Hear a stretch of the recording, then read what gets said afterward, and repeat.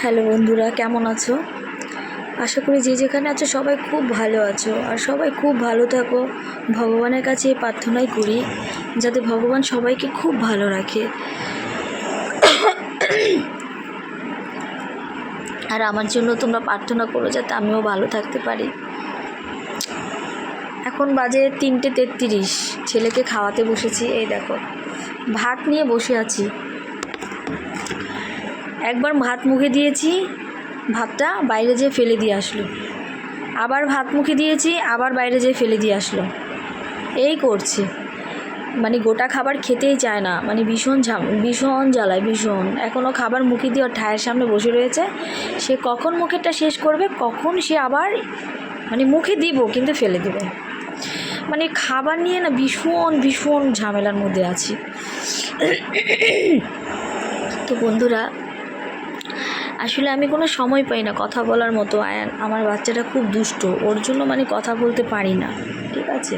তো ও বাইরে আছে, তার জন্য ভাবলাম তোমাদের সাথে একটু আমার আবার কিছু কষ্টের কথা শেয়ার করি।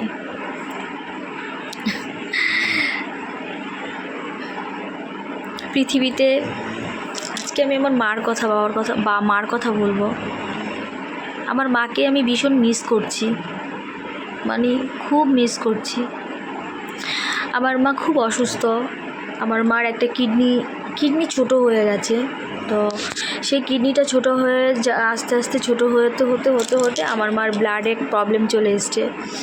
তো ব্লাড প্রত্যেক 2 থেকে 3 মাস বাদে আমার মার শরীরে 2 থেকে 3 প্যাকেট করে ব্লাড দিতে হয়। তো আমার মা খুবই অসুস্থ। তো আমার মাকে খুব দেখতে ইচ্ছে করছে, ভীষণ দেখতে ইচ্ছে করছে, মানে কি বলবো। কালকে সারা রাত ঘুমোতে পারিনি, মানে খুব কষ্ট হয়েছে। আর তোমরা এটা জানলেও অবাক হবে যে আমি 7 বছর যে 8 বছরে পড়বে, 8 বছর আমি আমার মাকে দেখি না। 8 বছর ধরে আমি বাপের বাড়ি যেতে পারি না, ঠিক আছে? তো মার কথা খুব মনে পড়ছে। আর বিশেষ করে না, মার হাতের রান্না খুব খেতে ইচ্ছে করছে। এই পৃথিবীতে না মা বাবার মতো আপন কেউ হয় না, জানো তো, কেউ হয় না। আমি মাকে ভীষণ মিস করছি।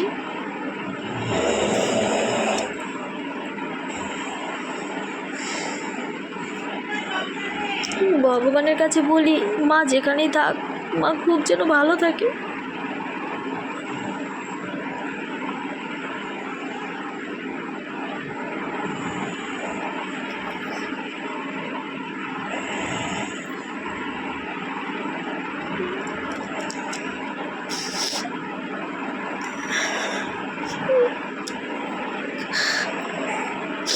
তোমরা সবাই আমার মার জন্য আশীর্বাদ করো,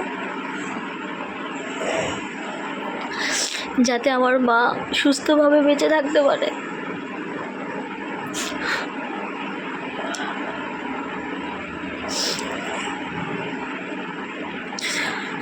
মাকে ভীষণ ভালোবাসি।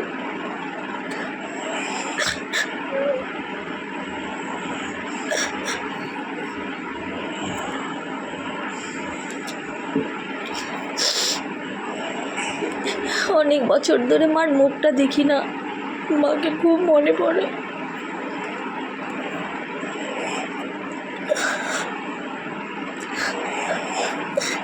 কতগুলো বছর হয়ে গেল আমি আমার মাকে দেখতে পারি না।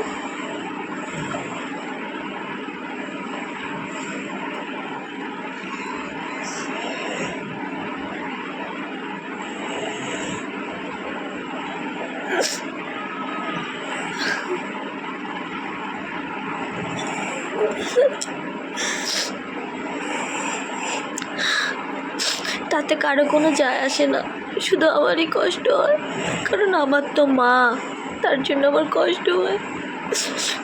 সবাই খুব ভালো থেকো, সবাই তোমরা আমার পাশে থেকো।